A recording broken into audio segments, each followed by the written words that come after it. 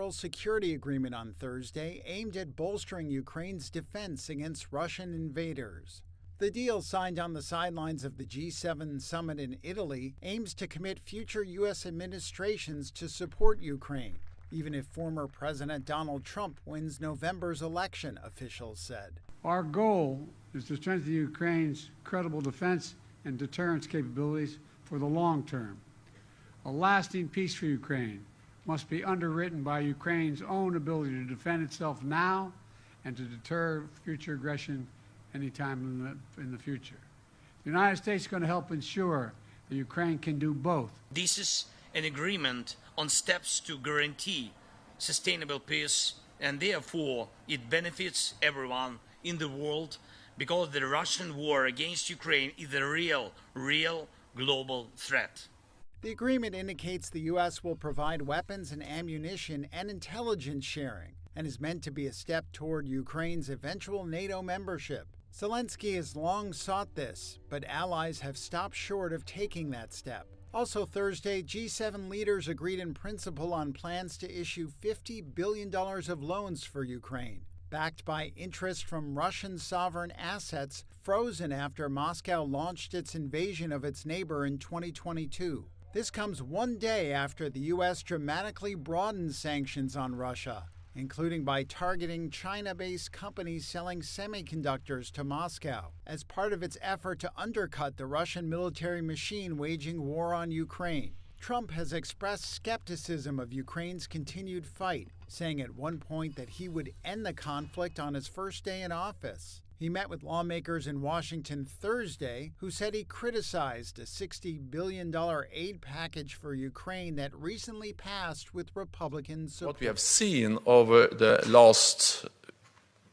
years and months is a dangerous nuclear rhetoric from the Russian side. We have seen that Russia has announced that they have deployed nuclear weapons to Belarus. And we have also seen some more exercises. NATO's nuclear deterrent is our ultimate security guarantee and our ultimate deterrence. And this is something which is developed over many years, the nuclear sharing arrangements, where the United States has nuclear weapons in Europe, but where allies are providing the planes, the storage, the command and control, the support to make this an effective and secure part of NATO's total deterrence and Elon Musk defense. has won shareholder approval for his $56 billion pay package at Tesla. That's a record sum in US corporate history. The result of the shareholder vote was announced at the automaker's annual general meeting in Austin, Texas, though Musk had signaled his confidence hours earlier, posting on X that he was winning by a wide margin. The result does not mean he gets his money immediately, however. Musk still has to resolve a lawsuit over the pay package in a Delaware court. It was a judge there who first voided the payout, saying Tesla's board had been beholden to the billionaire. Boston College law professor Brian Quinn says there's still a long road ahead for Musk. What he really should be saying is, I now have a piece of evidence that I can put before a judge to say that the judge should reinstate my stock option package. This vote is not binding on the court. The stock option package as it currently stands has been voided, and they'll be litigating in the Delaware courts for the next few months to see if that will stand as is. Quinn says Tesla will have to show that it was not coerced or improperly influenced by Musk. Some also expect fresh lawsuits to be filed, potentially dragging out the dispute for months more. However, shareholders will hope the vote keeps Musk focused on Tesla. In January, he had threatened to build AI and robotics products at his other companies if he didn't get his way. On Thursday, shareholders also approved a plan to move Tesla's legal home from Delaware to Texas. And they re-elected 2 board members, Musk's brother Kimball and James Murdoch, son of media mogul Rupert Murdoch. 2 years after ending the constitutional right to abortion, the U.S. Supreme Court on Thursday rejected a bid by anti-abortion groups and doctors to restrict access to the abortion pill mifepristone. It hands a victory to President Joe Biden's administration in its efforts to preserve broad access to the drug. And it marked defeat for the plaintiffs, who argued that the Food and Drug Administration acted contrary to its mandate to ensure medications are safe when it eased the restrictions on the drug. Obviously, we're disappointed. Rachel Nesmith is an anti-abortion rights activist with Students for Life of America. We know that chemical abortion pills are dangerous and that the FDA needs to put regulations back on them, that women are not safe with chemical abortion pills. So we'll be back with another case soon, I'm sure. In a 9-0 decision, authored by conservative Justice Brett Kavanaugh, the court ruled that the plaintiffs behind the lawsuit lacked the necessary legal standing to pursue the case, which required that they show they have been harmed in a way that can be traced to the FDA.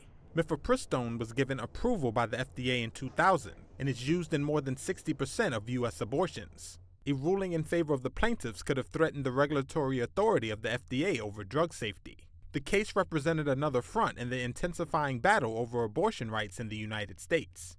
In 2022, the Supreme Court, which has a 6-3 conservative majority, overturned its 1973 Roe v. Wade precedent that had legalized abortion nationwide, prompting numerous states to enact Republican-backed measures banning or sharply restricting the procedure. Biden, seeking a second term in office in this year's election, is an outspoken advocate for abortion rights. He and his fellow Democrats have sought to make abortion rights a central theme against Republicans ahead of the election. I just wanted to say that we have great unity, we have great common sense, a lot of very smart people in this room, and a lot of people that love our country. They love our country beyond just about all else. And the only thing that maybe supersedes it is their family and maybe their faith in certain instances, and that's very nice. But they want this country to be great again, and we're going to make it great again. And so I just want to thank the Republican Senate, and I want to thank also the House. We met, as you know, with the full House, Republican House today, and we had a tremendous meeting with them also, and there's great unity. Very similar, different topics actually, but not that different. And there's one thing in common. We want to make America great again. We want to make our country great again.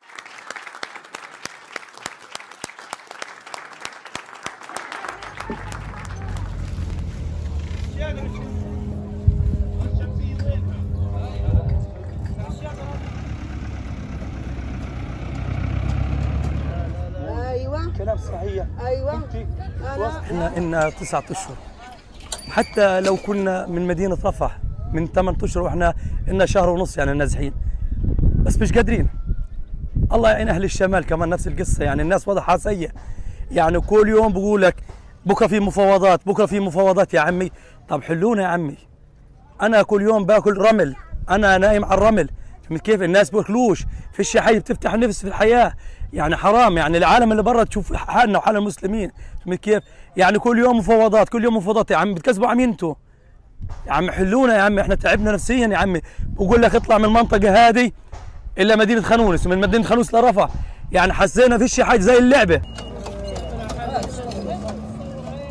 With her left leg amputated, Palestinian Shahid Al-Kotati uses a walker to get around. God willing, by next year I can be rid of this. I want to depend on myself. I hope they'll attach the prosthetic limb so that I can let go of the walker and all these things and walk on my own again. God willing. She's one of 500 wounded Palestinians transferred from Gaza to Qatar for treatment as part of an initiative launched by Qatar's Emir in December 2023. Her injuries were sustained when her home was bombed and she fell to the street from the second floor. She was then forced from Gaza City's Al-Shifa hospital when Israeli forces ordered its evacuation. With no ambulances, she travelled by wheelchair. She's now beginning her rehab at Doha's Hamad General Hospital. The best thing here, they support me like psychology, that you should stand and walk, you are powerful, you are strong. This make me like more powerful, and they push me to improve myself and improve my situation. She's one of many Palestinians who've lost a limb after Israeli airstrikes or shelling in Gaza, In January, the UN estimated that more than 1,000 children had lost legs since the war erupted. 27-year-old Wafa Abu Saman was 8 months pregnant when her house was struck. She lost multiple family members as well as 2 of her limbs. We have not rested, that's for sure. There's no rest. I only have my daughters left, and my brothers and sisters. That's it. My uncles were all martyred. My husband, my father-in-law. My brothers-in-law are detained. We have no one left. We don't have a home, nothing. We are sitting here, but our minds and hearts are in Gaza with them. Prosthetics doctor Amir Ahmed Hawathda told Reuters seeing the victims breaks his heart. Emotional is always there, and when you are seeing these victims and you are seeing a lot, as we saw today, a lot of women, children, this breaks our hearts, of course. But when you are trying to do whatever to let them enhance their life again and back again to their life and get ready from wheelchair and be dependent, you will be very happy. But it is a tragedy thing, we cannot deny it. Fatima Brandao is searching for her chickens in a haze of smoke. The source?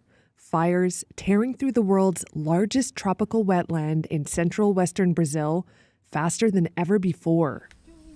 Brandao just turned 59. She's lived her whole life here and says she's never seen anything like it. There never used to be smoke here. The sun shone clearly and the sky was always blue. Now the whole hill is on fire and smoke has clouded the entire area. Experts say this year could overtake 2020 as the Pantanal wetlands' worst year for wildfires on record. After a shortfall of rain disrupted seasonal flooding, scientists blame an amped-up El Niño weather pattern fueled by climate change. The worst of the usual dry season is still ahead. These wetlands are about 10 times the size of the Florida Everglades and home to animals like jaguars and anacondas. I feel a lot of sadness, because if we are here, we are breathing, and we think that breathing is critical. Imagine what the animals in the field are experiencing. The people who live in the Pantanal mostly farm, hunt, and fish, but they are increasingly turning to ecotourism to make a living. Brandao is retired. She says it's hard to do anything around the house. The smell becomes very strong. You can clean the house in the morning. In the afternoon, you sweep it with a broom, throw water on everything again, even in the evening. But dust enters the house, covering everything.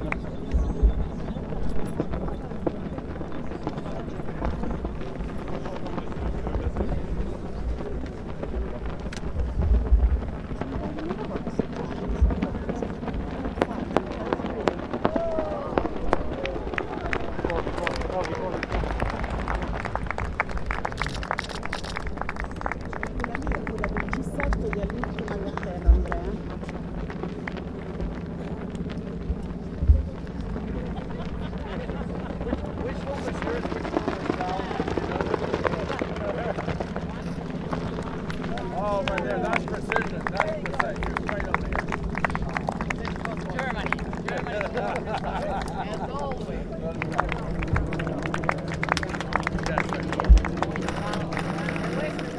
On a switché les radios. Non, c'est un change canadien. On s'assoit. Écoute, c'est toujours un énorme plaisir with France on all the big issues. Today we talked about Africa, about Ukraine, about d'avoir à ces cérémonies canadiennes et internationales. Les discussions aujourd'hui qu'on a eues à la fois sur l'Afrique, sur Normandy, where defense of democracy, not just 80 years ago, but today and every day is incredible. Et on a aussi parlé évidemment du Proche-Orient et tout le travail que nous devons faire là-bas aussi. Exactement.